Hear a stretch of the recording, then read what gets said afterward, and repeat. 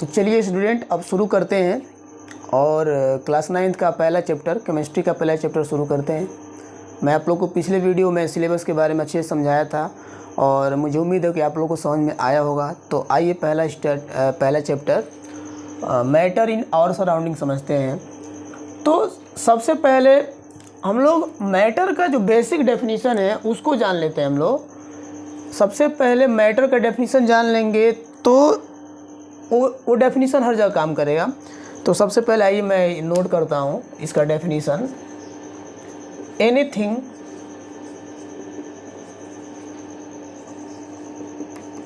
which occupies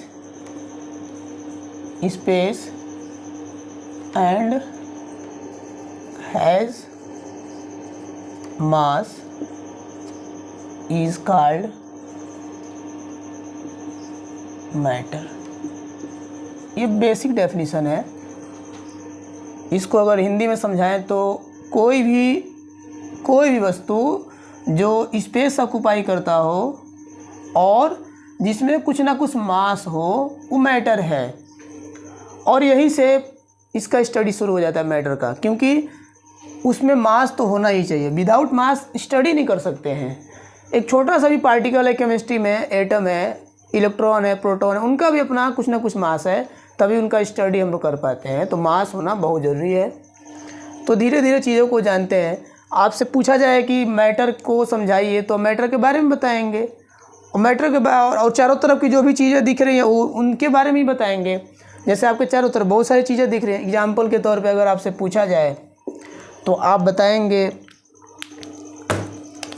बताएंगे iron, gold, silver, table, bench, बहुत सारी चीज़ें हैं, स्टोन। उसके बाद ऑक्सीजन, हाइड्रोजन, मतलब दुनिया भर की चीज़ें हैं। आप समझ ही रहे हैं, सबके पास कुछ ना कुछ मास है, कुछ ना कुछ स्पेस ऑक्युपाई करते हैं। तो वो सब क्या है, मैटर हैं। तो मैटर के बारे में, इन सब के पास अपना मास है, सब स्पेस ऑक्युपाई करते हैं। गैस भी स्पेस ऑक्युपाई करता है, हाइड्रोजन भी गैस, ये भी स्पेस ऑक्युपाई करता है। और कहीं पे आप गैस फिलअप कर देते हैं, वेट करते ही हैं, तो उसका कुछ ना कुछ वेट आता है। तो मास है, मास जिसमें है तभी तो वेट है। तो आप बेसिक डेफिनीशन समझ गए। और इसमें से बहुत से ऐसे भी मैटर है जिनके बारे में हम लोग केमिस्ट्री में पढ़ेंगे, बहुत सारी चीज़ों के बारे में नहीं पढ़ेंगे। जैसे स्टोन है, स्टोन को केमिस्ट्री में पढ़ के क्या करेंगे हम? स्टोन मैटर है लेकिन केमिस्ट्री इसको स्टडी नहीं करता है, तो हम लोग इसके बारे में बहुत ज़्यादा जानने की कोशिश नहीं करेंगे। ये आयरन लिखा हूँ, गोल्ड लिखा हूँ, सिल्वर लिखा हूँ, ये मेटल्स हैं, इनके बारे में पढ़ना है। ये गैस है, इनके बारे में पढ़ना है। तो एक एक चीज़ को धीरे धीरे, जैसे और भी बहुत सारी चीज़ें हैं। साल्ट है, केमिस्ट्री पढ़ेगा इसको भी। शुगर है, साल्ट है, शुगर है। मैं रेड पेन से देखिए लिख रहा हूँ, क्लियर दिखेगा तो बताइएगा, नहीं तो फिर मैं रेड पेन से कभी नहीं लिखूँगा। मुझे लग रहा है ना कि इससे क्लियर नहीं दिख रहा है, मैं भी चेक किया, लेकिन आप लोग थोड़ा चेक करके बताइएगा। शुगर है, साल्ट है, ग्लूकोज है, तो ये सब चीज़ें मैटर ही हैं। तो मैटर आपके चारों तरफ सारी चीज़ें मैटर हैं, और सब में क्या है, कुछ ना कुछ स्पेस है और कुछ ना कुछ मास है, तो मैटर है। अब वैज्ञानिकों के मन में ये आया कि क्या सारी चीज़ों को केमिस्ट्री में पढ़ा जाएगा।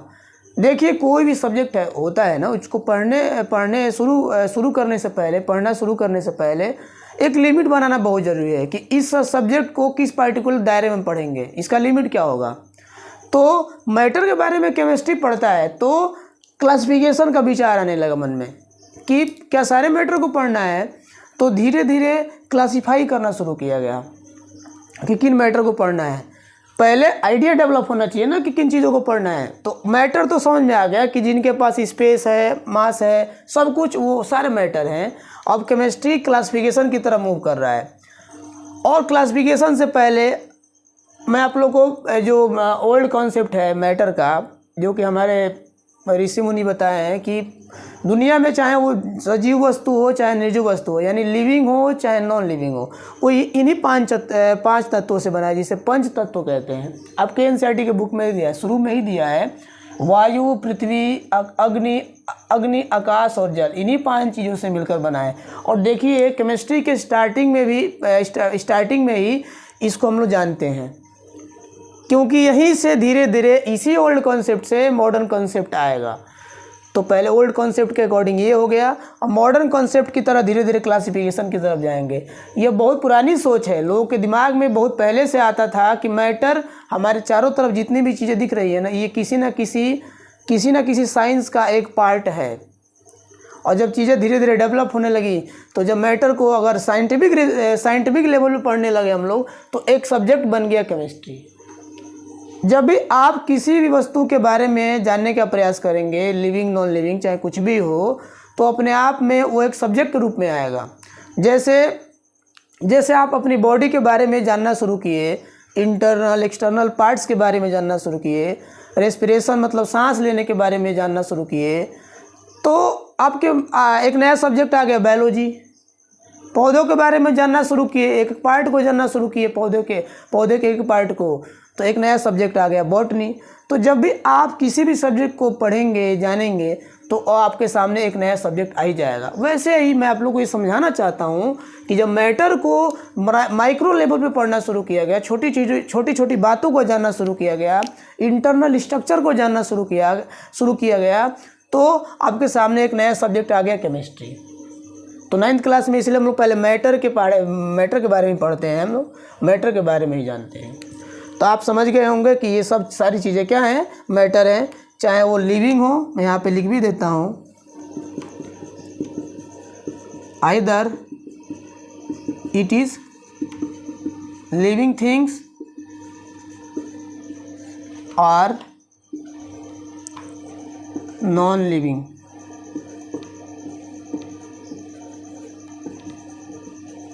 थिंग्स, चाहे वो लिविंग हो, लिविंग को आप जानते हैं जी, सजीव वस्तु और निर्जीव वस्तु, चाहे वो लिविंग हो चाहे नॉन लिविंग हो, सब मैटर है। बस उसमें क्या होना चाहिए, स्पेस और मास उसके पास होना चाहिए। पुराने जो कॉन्सेप्ट है ना, ओल्ड कॉन्सेप्ट, उसमें भी इन दोनों चीज़ों को, सजीव को और निर्जीव को बताया गया कि इन्हीं 5 चीज़ों से बना है। तो मुझे लगता है कि आप लोग का मैटर का कॉन्सेप्ट ठीक ठाक हो गया होगा, समझ पाए होंगे चीज़ों को। अब मैं थोड़ा सा आगे चलता हूँ। अब मैं आप लोगों को क्लासिफिकेशन की तरफ ले चलूँगा, क्योंकि स्टडी करने से पहले क्लासीफाई करना ज़रूरी है, तभी चीज़ें समझ में आ पाएंगी। तो इसको आप नोट कर सकते हैं और एक नोट्स बना सकते हैं। अब मैं आगे चलता हूँ, इसको मिटा देता हूँ, नोट कर लीजिएगा, ठीक है। इसको मिटा देते हैं।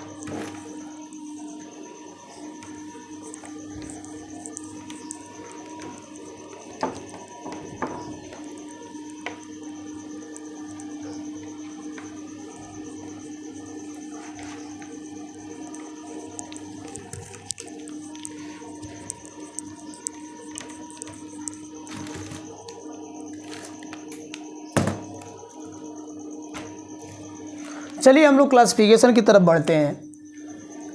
मैं यहाँ पे लिख भी देता हूँ हेडिंग,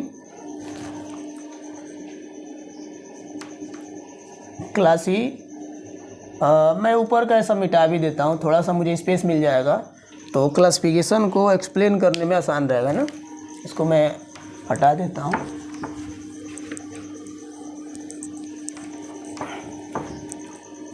आप लोग भी जब नोट्स बनाए तो अपने बुक को लेकर के साथ में उसमें से भी कुछ हेल्प लेकर के नोट्स बना लेंगे, बहुत अच्छा नोट बन जाएगा। दोनों को एक मिला कर नोट करेंगे तो यहाँ लिखता हूँ क्लासिफिकेशन ऑफ मैटर।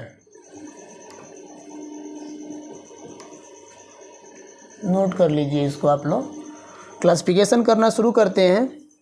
क्लासिफिकेशन 2 तरह का है जी, फिजिकल और केमिकल क्लासिफिकेशन। मैं पहले आपको बता देता हूँ कि आपका जो क्लासिफिकेशन है वो 2 तरह का है, फिजिकल क्लासिफिकेशन और केमिकल क्लासिफिकेशन। और अल्टीमेटली आप लोग को केमिकल क्लासिफिकेशन ही लास्ट तक पढ़ना है, जब तक आप केमिस्ट्री पढ़ना चाहेंगे। फिजिकल क्लासिफिकेशन एक लिमिट के बाद अब समझ जाएंगे फिजिकली आपके मैटर को, तो फिर अब बहुत ज़्यादा उसको जानने की ज़रूरत नहीं पड़ेगी।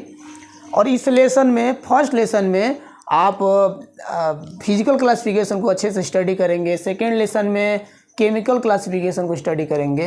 तो दोनों लेसन डिवाइड हैं। अगर आपसे पूछा जाए कि मैटर के फिजिकल क्लासिफिकेशन को स्टडी कहाँ करेंगे, तो फर्स्ट लेसन में। मैटर के बारे में तो जानना ही जानना आपको, चारों तरफ घूम के दिमाग दौड़ा के देख लीजिए। आपको कुछ चीज़ें सॉलिड में दिख रही हैं, कुछ चीज़ें लिक्विड में दिख रही हैं, कुछ चीज़ों को महसूस कर पा रहे हैं, हवा को महसूस कर पा रहे हैं, वो गैसियस स्टेट में है। तो यही तो फिजिकल क्लासिफिकेशन है। तो हम लोग फिजिकल क्लासिफिकेशन फर्स्ट में और केमिकल क्लासिफिकेशन सेकेंड लेसन में पढ़ेंगे। तो मैं दोनों यहीं पे बता देता हूँ, और उसके बाद धीरे धीरे लेसन वाइज पढ़ते चले जाएंगे। तो सबसे पहले मैं अच्छे से यहाँ नोट कर देता हूँ। यहाँ पर हो गया मैटर का बेसिक डेफिनेशन मैं नोट किया था, इसको नोट कर लेंगे आप लोग भी। सबसे पहले क्या है, physical classification.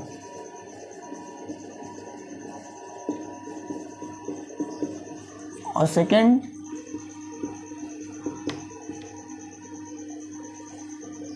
Chemical classification.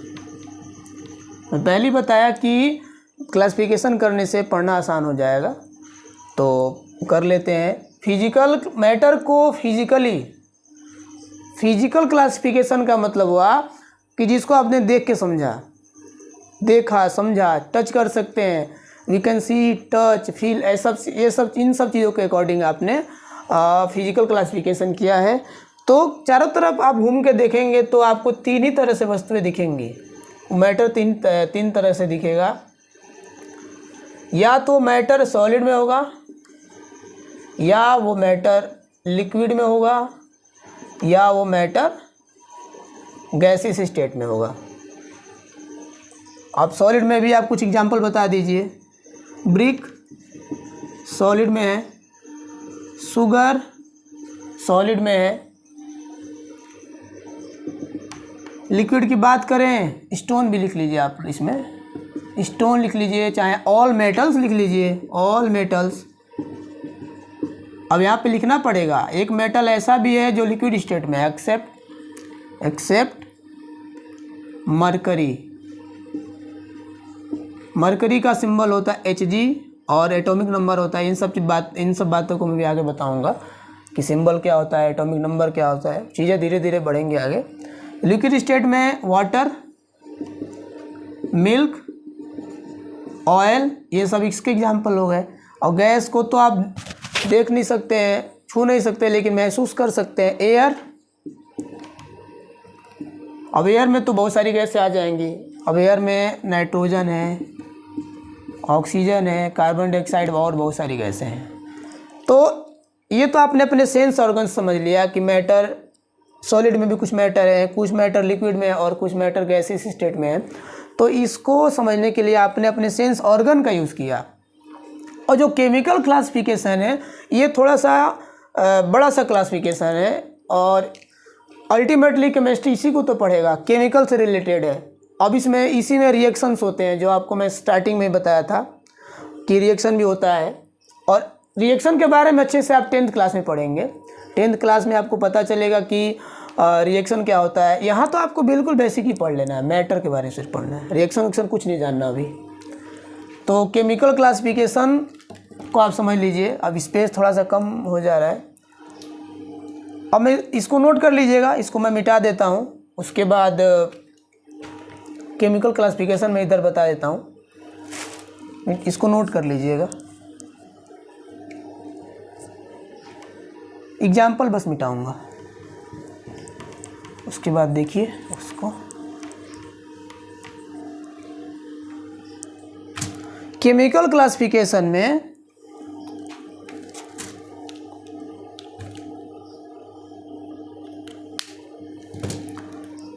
Chemical classification को भी 2 पार्ट में डिवाइड किया गया।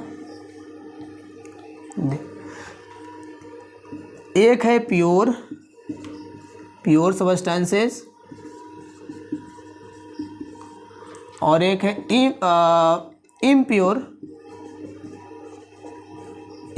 सबस्टेंसेस। प्योर सबस्टेंसेस और इम्प्योर सबस्टेंसेस, इसको हम लोग मिक्सचर भी कहते हैं। प्योर सबस्टेंसेस को भी हम लोग 2 पार्ट में डिवाइड कर सकते हैं। एक पार्ट हो जाएगा एलिमेंट्स। अब आपके मन में आ रहा हो कि एलिमेंट्स क्या है, एक साइंटिफिक टर्म है और केमिस्ट्री के अकॉर्डिंग इसको रखा गया है। बहुत सारी चीज़ें, आयरन क्या है, मेटल है, लेकिन केमिस्ट्री के अकॉर्डिंग मेटल तो है ही, साथ साथ वो एलिमेंट है। केमिस्ट्री पढ़ने के लिए अपने हिसाब से नाम भी रखा है उन चीज़ों का, उसके प्रॉपर्टी के अकॉर्डिंग उसका नाम भी रख लिया है, एलिमेंट्स है। उसके बाद दूसरा पार्ट आ जाएगा कंपाउंड्स। एलिमेंट के भी 3 पार्ट हैं। या तो वो एलिमेंट होगा क्या होगा, मेटल्स होगा, या क्या होगा, नॉन मेटल्स होगा, या फिर क्या होगा, मेटेलॉइड्स होगा। और कंपाउंड के भी 2 पार्ट हैं। या तो कंपाउंड इनऑर्गेनिक होगा, या फिर वो कंपाउंड क्या होगा, ऑर्गेनिक होगा, यानी इनऑर्गेनिक कंपाउंड्स और इनऑर्गेनिक कंपाउंड्स और ये ऑर्गेनिक कंपाउंड्स। और आपको इन्हीं सब बातों को केमिस्ट्री में पढ़ना है, इन्हीं सब बातों को केमिस्ट्री में पढ़ना है, यही पूरा क्लासिफिकेशन पढ़ना है। मिक्सचर के भी 2 पार्ट हैं, होमोजीनियस, चलिए इसको मैं थोड़ी देर बाद लिख देता हूँ। मिक्सचर के भी 2 पार्ट हैं, होमोजीनियस और हेट्रोजीनियस, उसको मैं थोड़ी देर बाद लिख देता हूँ। तो यही पढ़ना आपको, इसी के बारे में मैं अगले लेसन में अच्छे से पढ़ाऊँगा, लेकिन फर्स्ट लेसन में ये पढ़ेंगे आप। जो अभी लेसन में आपको पढ़ा रहा हूँ, इस लेसन में सॉलिड के बारे में, लिक्विड के बारे में और गैस के बारे में पढ़ेंगे। किसके, मैटर के। और इन्हीं सब चीज़ों के बारे में अब इसी में मैं क्लासिफाई करूँगा कि इसमें से प्योर कौन सा है और इम्प्योर कौन सा है। प्योर पढ़ना है केमिस्ट्री में, इम्प्योर नहीं पढ़ना है। यानी कि हम लोग को होमोजीनियस मिक्सचर के बारे में एक लिमिट के बाद नहीं पढ़ना है। मिक्सचर पढ़ना ही नहीं है, बेसिक नेचर जान लेंगे, समझ लेंगे, उसके बाद मिक्सचर का कहीं जिक्र नहीं आता है। हर बार आपको एलिमेंट, कंपाउंड, इन्हीं सब बातों के बारे में पढ़ना है। हर बार मेटल के बारे में पढ़ेंगे, नॉन मेटल आएगा आपके सामने, मेटलॉइड के बारे में। इन्हीं से एलिमेंट से ही बनता है कंपाउंड, तो फिर कंपाउंड के बारे में, और कंपाउंड इनऑर्गेनिक भी हो सकता है, ऑर्गेनिक भी हो सकता है। तो एक एक करके मैं आप लोग को धीरे धीरे सब चीज़ों को समझाऊंगा। तो इसको पूरी तरह से अच्छे से नोट कर लीजिए। लाइन आप मत ड्रॉ कीजिएगा, ये तो मैं ऐसे ड्रॉ कर देकर आप समझ पाएंगे यही दायरा आपका। इसको अच्छे से नोट कर लीजिए। अब देखिए, धीरे धीरे केमिस्ट्री पढ़ने के लिए क्लासीफाई करना शुरू कर दिया। अब जब चीज़ें क्लासीफाई हो गई हैं तो केमिस्ट्री अब ईजिली केमिस्ट्री को पढ़ पाएगा। आप आराम से केमिस्ट्री के इसको बेस बना के पढ़ पाएंगे। तो आप इस